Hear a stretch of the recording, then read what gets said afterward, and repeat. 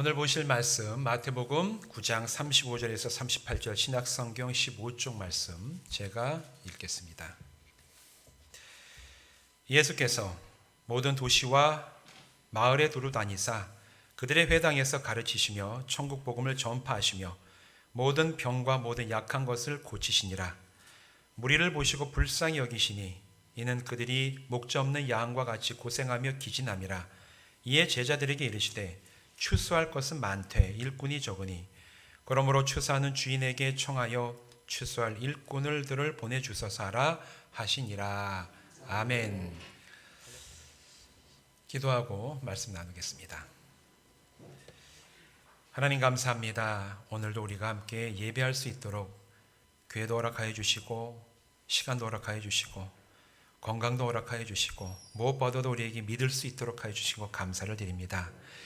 이제 우리가 말씀을 나누오니 성령님 이곳에 임하여 주셔서 우리 마음을 다스려 주시옵시고 조명하여 주셔서 이 말씀이 우리에게 적용이 되고 내 삶의 기준이 되고 능력이 되고 힘이 되는 귀한 은혜의 시간 되게 하여 주시옵소서. 예수님의 이름으로 간절히 축복하며 기도하옵나이다. 아멘. 오늘 이곳에서 또 이곳에 함께 자리하지 못하시지만 온라인으로 예배드리는 모든 성도님들 주님의 이름으로 축복합니다. 오늘 우리가 12월 첫째 주 맞이하는 주간인데 이 시간에는 지난주 동일한 본문 말씀을 가지고 우리가 신앙생활을 하면서 때로 고민하게 되는 주제, 과연 내가 예수님을 만났는가? 내가 정말 주님을 만났다면 그 만났다는 증거가 과연 나에게 있는가? 그게 무엇이 될 수 있는가? 여기에 대해서 함께 말씀을 나누겠습니다. 세상에 여러분, 일을 해서 내가 경제생활을 하고 재정을 벌어들이고 생활을 하기 위해 사는 일 중에 쉬운 일이 있습니까? 학생들은, 직장생활을 안 해본 학생들은 그래요. 더 쉬운 일을 하고 내가 일을 적게 하고 더 많은 수입을 줄 수 있는 그런 이제 일을 굉장히 선호하고 다 하는데, 아마 인생을 살아보신 어르신들은 다 아실 거예요.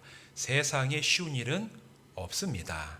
그리고 내가 돈을 벌기 위해서 다른 사람 밑에 들어가든지 아니면 사람들을 부리든지 간에 뭔가 조직을 꾸리고 그 안에서 일을 하는 건 절대로 쉬운 일이 없어요. 겉으로 보기에는 쉬워 보일 수 있어도 쉬워 보이지가 않습니다.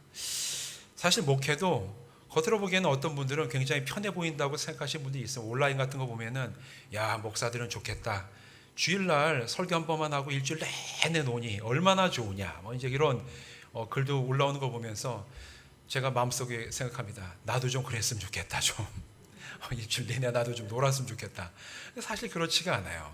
근데 그게 뭐 이렇게 목회하면서 제일 힘든 건 아니에요. 그런 이유 때문에 목회하면서 때로는 이제 어렵게 느껴지는 여러 가지 원인 중에 중요한 원인 중에 하나는, 목회를 하면서 성도님들을 보고 말씀을 전하고 교육을 하고 예배를 인도하면서 사람들이 얼마나 변화되었는가, 아니면 이분들은 정말 마음속에 구원받은 확신이 있는가 아닌가, 이 사람들이 얼마나 변했는지, 그게 뭐 1%, 50%, 100% 뭐 해가지고 뭐 이마에 써있고 나는 구원받았습니다, 이게 무슨 표식이 나타나면 참 좋을 텐데, 문제는 도무지 알 수가 없다라는 거예요. 설교를 아무리 듣고 성경 공부를 해도 이분은 참 변화됐구나, 참 정말 진짜 믿음이 있구나라고 생각하는 분들 가운데 그렇지 못한 모습을 보이는 분들도 가끔 만날 때도 있고, 아니면 보이기에는 전혀 변화되지 않은 것 같은데 의외로 생활하고 말씀하시는 거 들어보면 굉장히 믿음 가운데 살아가는 그런 분들을 만나게 되면서 사람을 참 쉽게 판단할 수 있는 건 아니다. 특히 영적인 것들은 사람의 눈으로 확인할 수 있는 게 아니기 때문에 이런 것들을 지도하는 이 목회가 사실은 참 쉽게 느껴지지 않을 때가 있습니다. 제가 올 가을에 이제 코로나 한참 막 하면서 이제 주중에 막 못 모이고 그럴 때 뭐 했냐면 혼자서 교회 정비를 좀 했습니다. 남자 화장실에 좀 보수공사할 게 있어서 변기도 다 혼자 떼내고 소변기도 제가 시멘트 발라서 붙여보고 막 이렇게 해보는데, 물론 이게 힘이 무거운 걸 혼자 낑낑대고 가느라고 힘은 든데 하면서 제 마음속에 굉장히 시원한 느낌이 들더라고요. 그러면서 제 친구가 저한테 전화해서 뭐하냐 그래서 나 교회 화장실 변기 교체하고 있어. 뭐 혼자? 그래서 혼자. 왜 그런 걸 하냐? 너도 한번 해봐. 목회보다 쉬워 이게. 그랬는데 왜 그러냐 하면 이게 변기를 떼내고 시멘트를 바르면 붙는 거예요. 그리고 옆에 튀어나온 거를 망치로 톡톡톡 떼면은 힘을 가하는 만큼 떨어집니다. 보이는 대로 내가 하면 그 결과들이 나와요. 그래서 제 친구한테 했던 얘기가, 야, 이것이 쉬워. 보이면 바르면 되고, 깨내면 되고, 띄어내면 되고, 붙이면 되고, 그럼 붓고 떨어져 나가고 다 발라져. 야, 이거 사람 다루는 것보다 훨씬 쉬워, 이게. 그래서 제가 친구와 함께 우스갯소리 하면서, 야, 이게 목회보다 나한테 적성이 맞는 것 같아. 막 이런 얘기했던 이제 그 시간이 있었는데, 그런 이유 때문에 사실은 이제 사람을 상대하면서 영적인 지도를 해야 되는 목회나 뭐 속해 인도자님 똑같습니다. 다 비슷한 책임을 지고 있는 분들이 쉽지가 않은 거예요. 근데 목회자만 이런 느낌을 가지느냐? 사실은 그렇지 않아요. 신앙생활 하시는 분들, 성도님들도 이 믿음의 여정을 가다 보면 가끔 그런 생각이 들 때가 있습니다. 아, 내가 진짜 이 믿음의 길을 제대로 가고 있는 거 맞나? 아, 나는 진짜 예수님 믿어가지고 구원받은 게 확실한가? 내가 정말 변화된 삶을 살아가고 있는 거 맞는가? 때로는 이런 질문이 우리 마음속에 들면서 의아해하거나 의심이 들거나 아니면 헷갈리는 마음이 들 때도 있습니다. 그거는 당연해요. 인간이기 때문에 그렇습니다. 어느 누구도 100% 확신함을 가지면서 난 절대로 이래, 난 전혀 변하지 않아. 막 그런 분들은 오히려 베드로에 가깝죠. 예수님 앞에서 큰 소리 쳤던 베드로처럼 자기의 의지는 물론 강하지만 그러나 오히려 자기가 약함을 잊어버리게 되면 때로는 예상치 못했던 어려움에 크게 빠지게 될 수도 있지만 그러나 내가 진짜 나에게 변화된 모습, 구원받은 어떤 증거, 내가 예수님을 만났던 증거가 있는가 이런 고민이 든다면 오히려 그런 고민이 건강한 신앙생활을 위해서 우리에게 꼭 필요한 비타민과 같은 어떤 그런 생각이 된다고 생각을 합니다. 특히 신앙생활을 처음 시작하시는 초년 시절 영적인 어린아이 수준에서 이런 의심을 스스로에게 가질 때가 종종 있죠.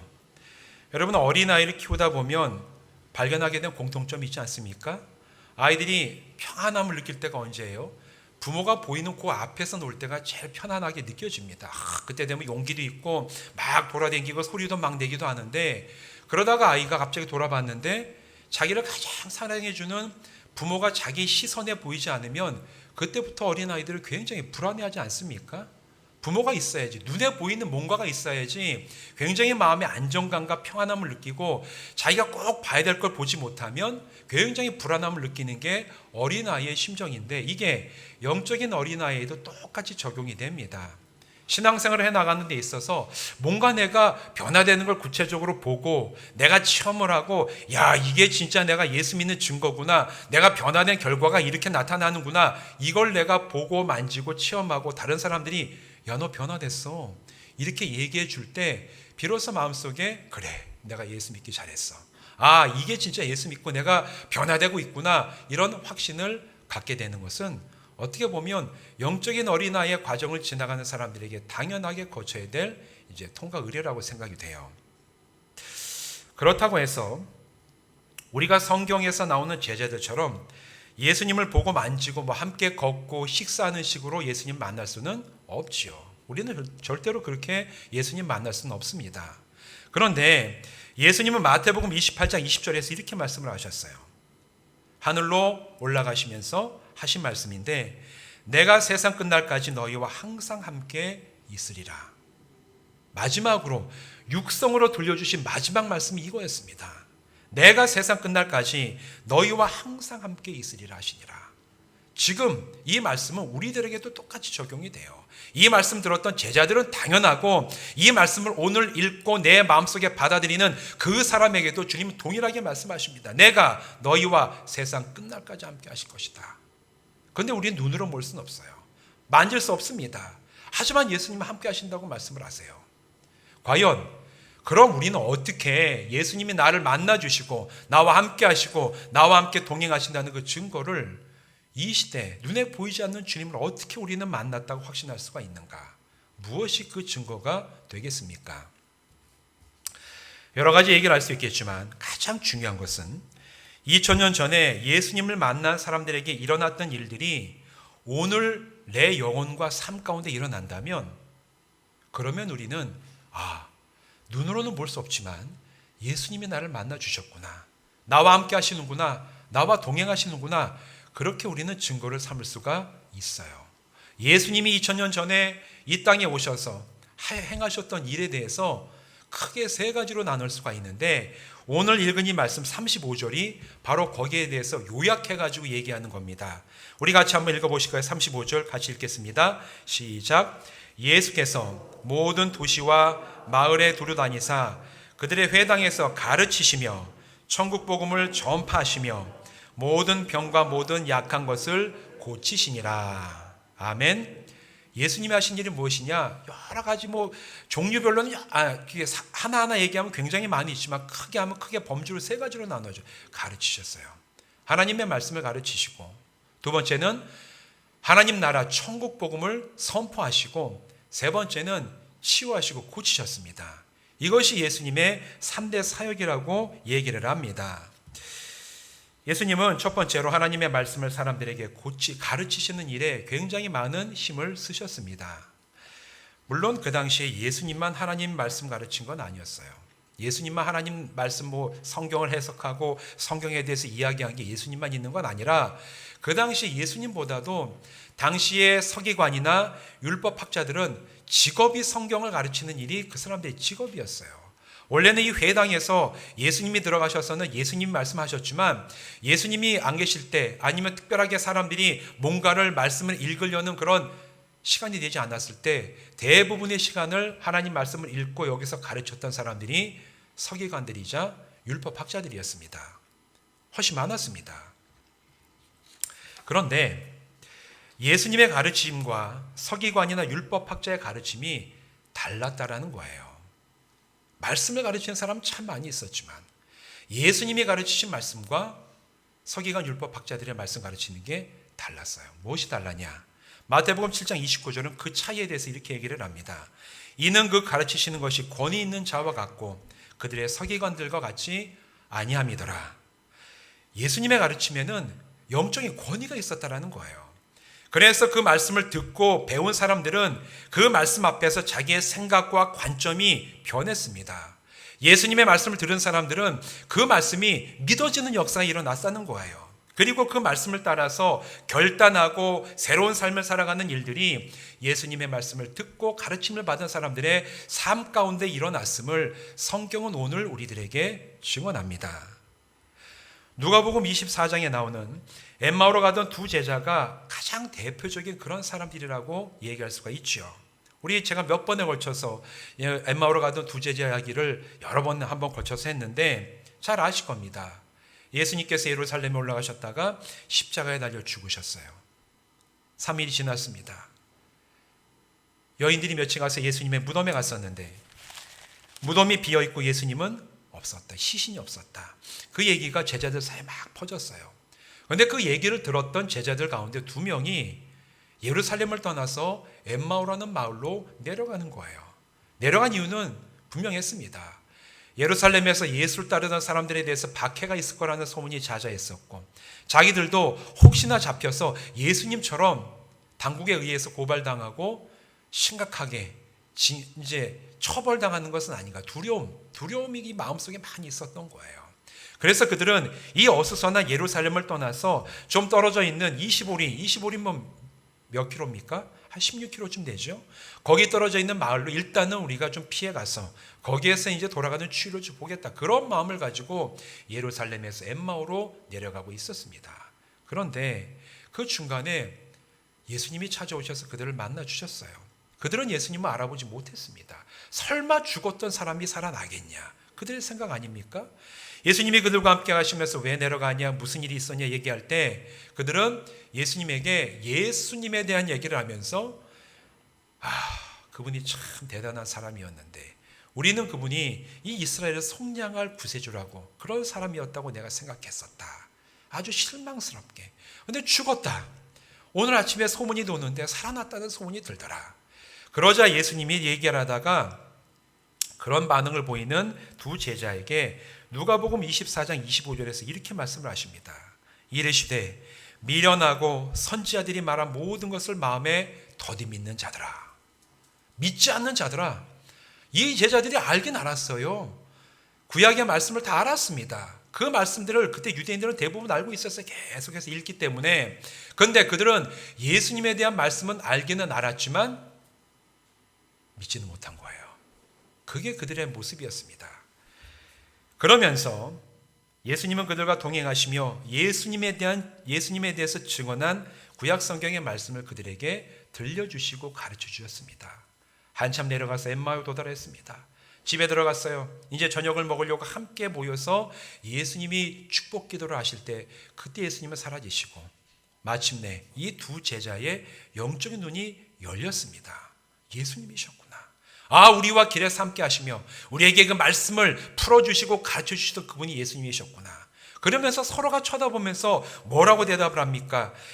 누가복음 24장 32절과 34절 이렇게 얘기를 해요. 그들이 서로 말하되 길에서 우리에게 말씀하시고 우리에게 성경을 풀어주실 때에 우리 속에서 마음이 뜨겁지 아니하더냐 하고 곧 그때로 일어나 예루살렘에 돌아가 보니 11 제자 및 그와 함께한 차들이 모여 있더라. 예수님을 알아봤을 때 마침내 그들이 대화를 합니다. 야, 주님이셨구나. 우리가 이 길에서 울면서 예수님이 우리에게 말씀을 풀어서 가르쳐 주실 때 그때 우리의 마음속이 뜨겁지가 않더냐. 이들이 처음 듣는 얘기가 아니에요. 이미 알고 있었던 익숙한 구약의 말씀이었는데 그 말씀을 예수님께서 그들에게 들려주시고 가르치실 때에 그들의 마음이 뜨거워졌다는 거예요. 마음속에 있는 두려움이 사라지고 이제는 우리가 여기서 이러고 있을 수 없다. 빨리 다시 그들이 두려워 떠나왔던 예루살렘으로 돌아가자. 그들은 바로 일어나서 예루살렘으로 돌아갔습니다. 주님이 가르쳐 주실 때 말씀이 믿어졌어요. 마음이 뜨거워졌습니다. 두려움이 사라지고 기뻐하면서 그들은 예루살렘으로 돌아갔습니다. 이것이 예수님의 가르침을 받은 자들에게 일어나는 변화입니다. 여러분, 오늘도 이 변화는 우리에게 임하는 줄로 믿습니다.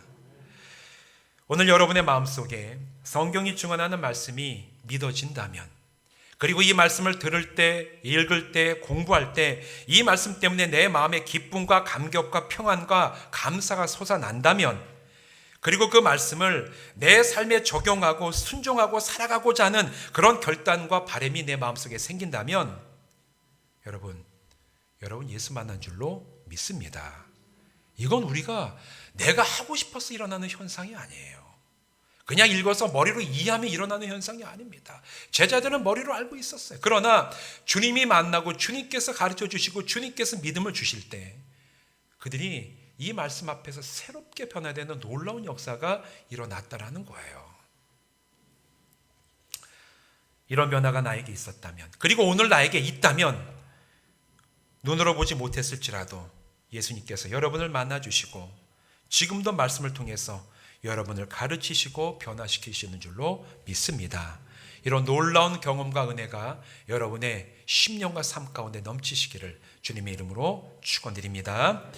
두 번째 예수님의 사역, 하나님 나라의 복음을 전하시는 것이었어요. 예수님께서 처음 선포하신 말씀이 하나님 나라의 복음이었습니다.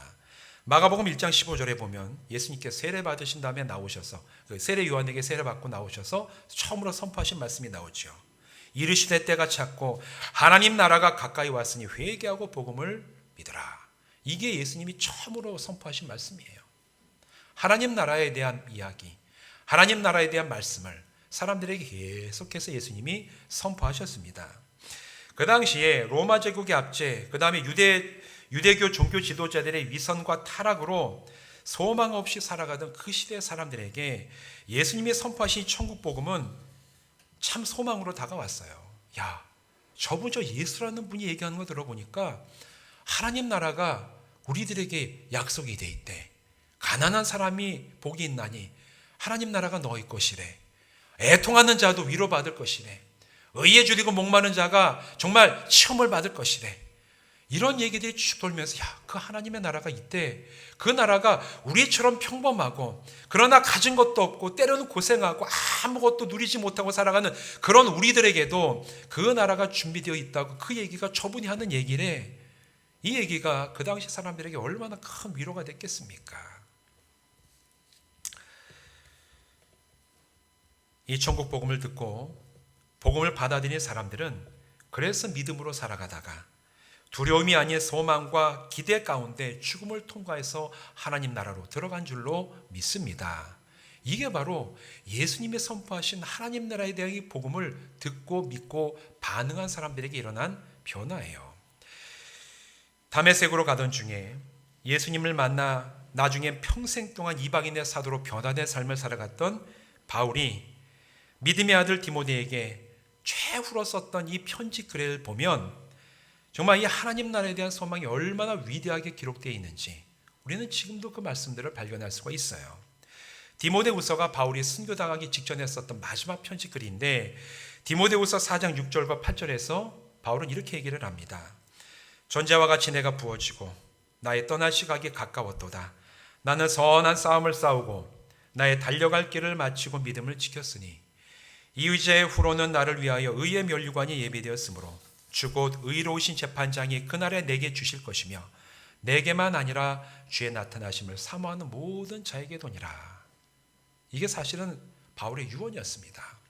자기가 곧 얼마 안 돼서 그 당시 로마를 통치하던 황제 네로에게 죽음을 당할 것을 자기는 이미 알고 있었어. 내가 이제 얼마 내 생명이 남지 않았겠구나. 그래서 그가 마음에 정말 믿음에 결혼 안 했죠. 바울은 결혼 안 해서 자녀가 없습니다. 그러나 자기가 믿음의 아들이라고 얘기했던 이 디모데를 간절히 보고 싶어하는 마음이 있었어요. 그래서 그 디모데에게 편지를 쓰면서 디모데에게 남겼던 이야기가 내가 이제 죽을 때가 얼마 남지 않았다. 그러나 나는 하나님 나라가 나에게 예비되어 있고 그 나라에서 내가 예비된 상급을 받을 줄 알고 그 상급은 나뿐만 아니라 그 나라를 기대하면서 믿음으로 달려간 모든 성도들에게 주님께서 주실 줄로 믿는다. 이 고백을 하면서 편지를 마감했던 겁니다. 여러분, 이 얼마나 담대하고 소망으로 차있는 유언입니까?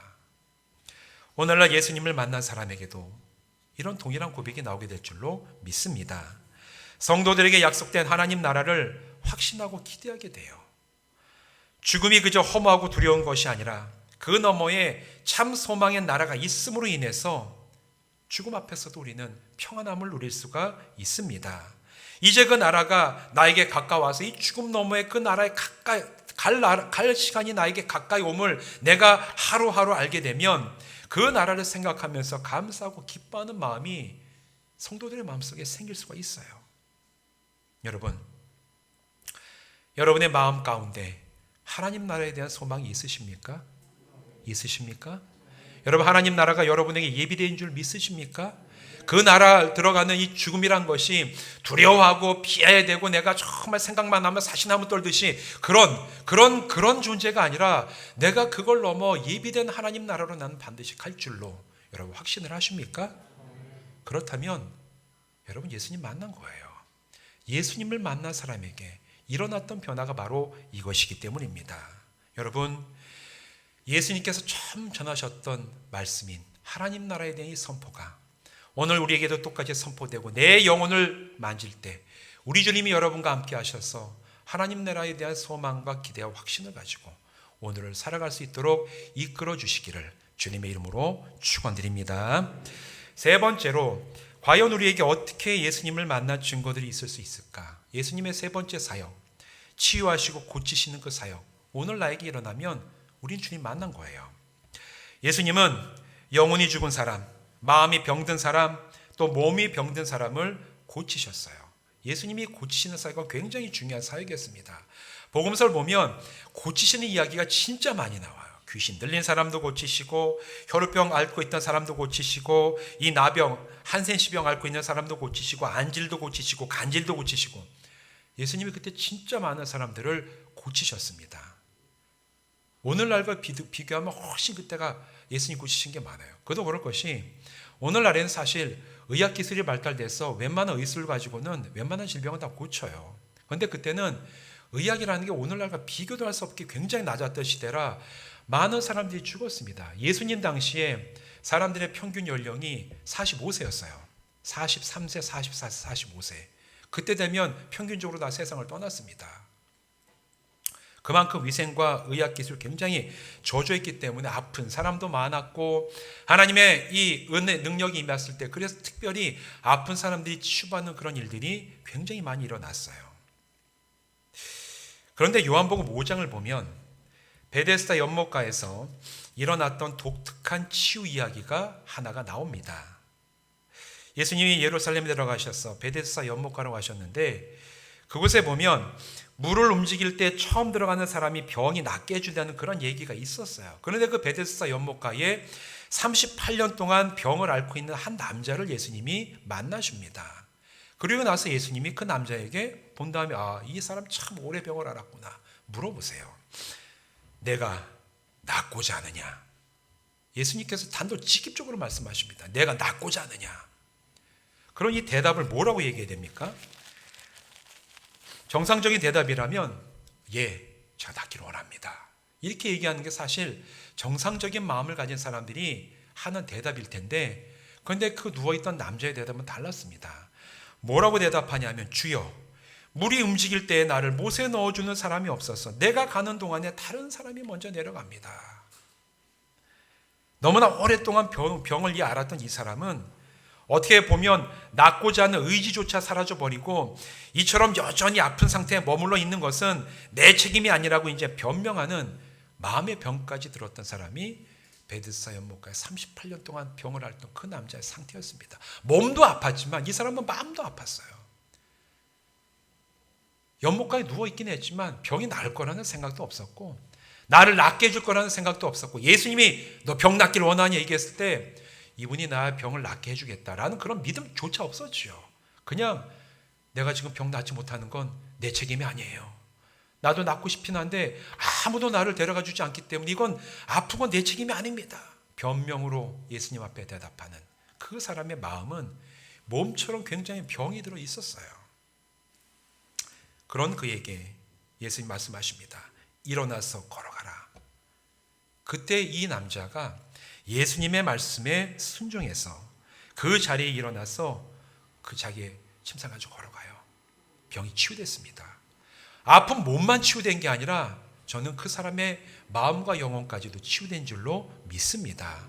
몸 치유된 건 당연한 것이고 나를 이제 더 이상 나는 그냥 말로는 치유받으려고 여기 누워있다고 하지만 전혀 치유될 것을 믿지 못하고 소망하지도 못하고 한편으로는 절망에 사로잡혀 있었던 이 환자의 마음까지도 영혼까지도 예수님은 말씀으로 치유하신 줄로 믿어요. 여러분, 이처럼 예수님은 육신의 병뿐만 아니라 마음의 병도 고치시는 분이세요. 아까 말씀드린 것처럼 오늘날 몸의 병은 발전한 의학기술로 많이 해결이 됩니다. 그러나 지치고 상처받고 절망에 빠진 마음의 병은 쉽게 치유되지 않아요. 오늘 몸이 아픈 사람들은 많이 회복이 되지만 마음의 병든 사람들은 쉽게 회복이 안 됩니다. 오랫동안 앓고 마음의 병 때문에 몸도 아프고 관계도 깨어지고 가정도 병드는 그런 사람들이 얼마나 많이 있습니까? 하지만 예수님을 만나면 치유와 회복이 일어납니다. 생각이 바뀌고 감정이 새로워지고 세상을 바라보는 관점이 달라져요. 믿으십니까? 여러분 진짜 그래요. 정말 그렇습니다. 예수 믿으면 이런 변화가 일어나요. 내 마음이 변화되는 놀라운 변화가 일어납니다. 그리고 스스로 그렇게 노력해서 바꾸려고 하던 어떤 그런 나의 어떤 마음의 상태들이 사실 실패할 때가 얼마나 많습니까? 내가 내 마음을 고치고 바꾸려는 그런 노력 안 해본 사람이 어디 있어요? 다 해봅니다.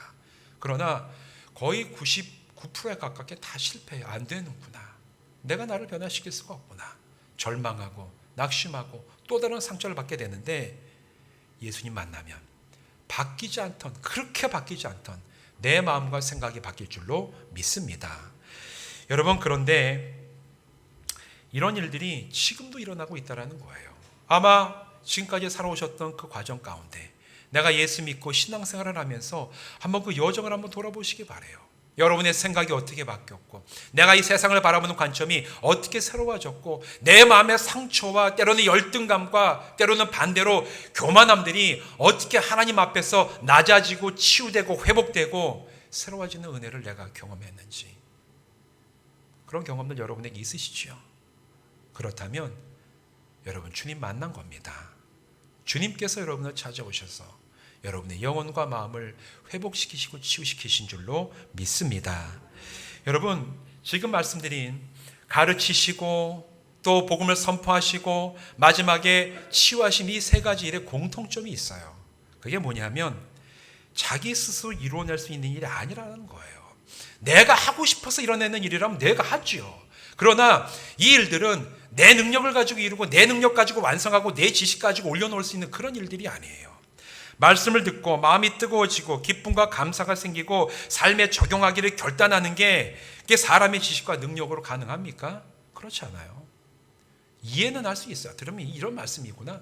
그런데 이게 내 마음에 적용이 되고 마음의 기쁨이 나오고 감격감, 이건 사람이 스스로가 조작해서 일어나게 할 수 있는 현상이 아니라는 겁니다. 여러분, 하나님 나라가 나에게 주어졌음을 들을 때, 복음을 내가 들을 때 평안이 내 마음에 생겨나고 죽음이 주는 허무함과 두려움을 넘어서는 소망과 기대가 내 마음속에 생기는 것이, 그게 어떻게 자연적인 인간의 마음이 저절로 내 스스로가 만들어낼 수 있는 그런 감정이겠습니까? 여러분, 하나님을 알지 못하는 사람은 죽음의 공포와 허무함을 극복하기가 굉장히 힘듭니다. 벗어날 수가 없어요. 그러나 예수 믿을 때, 복음을 내가 받아들이고 그 복음 앞에 내가 새로워질 때 우리는 하나님 나라에 대한 소망으로 세워지는 거예요. 내가 갖고 싶고 내가 이렇게 바꾸고 싶어서 바뀌는 게 아니라 바꿔주시는 역사가 우리 가운데 일어나는 줄로 믿습니다. 여러분, 때로 우리는 기도하면서 병든 몸이 치유됩니다. 제가 예전에도 간증했지만 저도 기도하면서 고치지 않는 질병이 고쳐지는 놀라운 은혜 체험에서 하나님 고치시는구나 지금도. 그것뿐만입니까? 더 나아가 깨지고 상한 영혼, 마음으로 고통스러웠던 나의 이 심령이 새로운 시선, 감정, 기쁨, 감사함으로 회복되는 놀라운 일이 지금도 예수님 만나시면 일어납니다. 이게 무슨 어디 상담소 가서 상담 몇 번 받고 저 시내 나가면 어떤 건물에 마음 공부하고 마음 수련하면 됩니다 해가지고 그런 마음 공부하고 마음 수련하면 이게 사람의 심령이 바뀌어요? 안 바뀌어요. 그런데 예수 만나면, 우리 주님이 나를 바꿔주시면 내가 바뀌는 줄로 믿습니다. 이게 오늘 우리들에게 일어나는 거예요. 이 모든 것들은 예수님을 만나 주님의 권위와 사랑과 능력을 통해서 오늘 나에게 주어지는 변화의 역사입니다.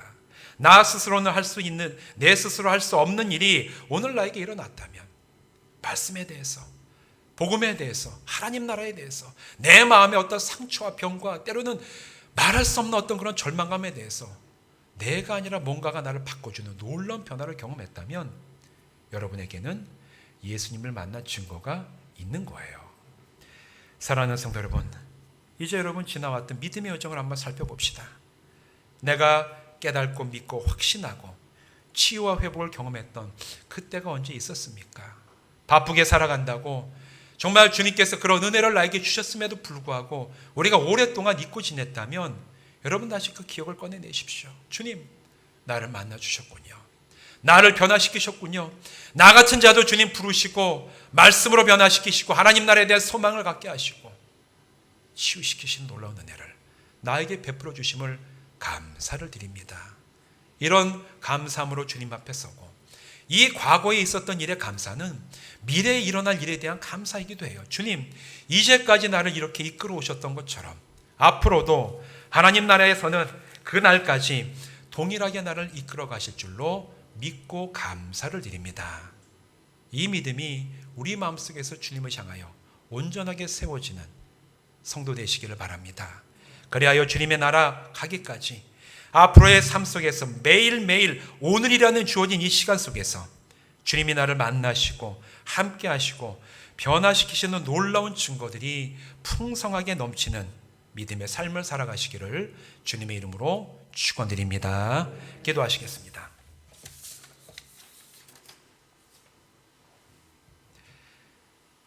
주님, 감사합니다. 아무것도 아닌 우리들을 부르셔서 십자가 복음으로 죄 용서함을 베풀어 주시고 하나님 나라의 자녀가 되게 하시고 하나님을 아버지라고 부르며 살아가게 하셨습니다. 주님이 우리를 만나 주셨지만 때로는 우리가 의심 있고 약한 인간이기 때문에 내가 정말 주님을 만났는지 주님이 나와 동행하시는지 의심하고 헷갈려 할 때도 있는 그런 사람들임을 고백을 합니다. 그러나 그런 약함을 불쌍히 여기시며 여전히 우리와 함께 하시는 주님, 우리 마음속에 예수님이 함께 하시는 그 놀라우신 증거와 은혜를 여전히 계시하여 주시옵시고 베풀어 주셔서 우리의 삶이 주님과 함께임을 늘 체험하고 풍성한 증거로 체험받는 삶 되게 하여 주시옵소서. 말씀에 대한 놀라운 은혜가 있게 하여 주시옵시고 하나님 나라에 대한 기대와 소망이 있게 하여 주시옵시고 우리의 심령과 마음과 생각까지도 주님 안에서 새롭게 변화되는 놀라운 변화의 역사가 매일매일 우리 삶 가운데 흘러넘쳐서 내 자신뿐만 아니라 이 세상이 우리를 보면서 하나님의 살아계심을 인정할 수 있는 주님의 증인으로 살아가게 하여 주시옵소서. 예수님의 이름으로 간절히 축복하며 기도하옵나이다. 아멘.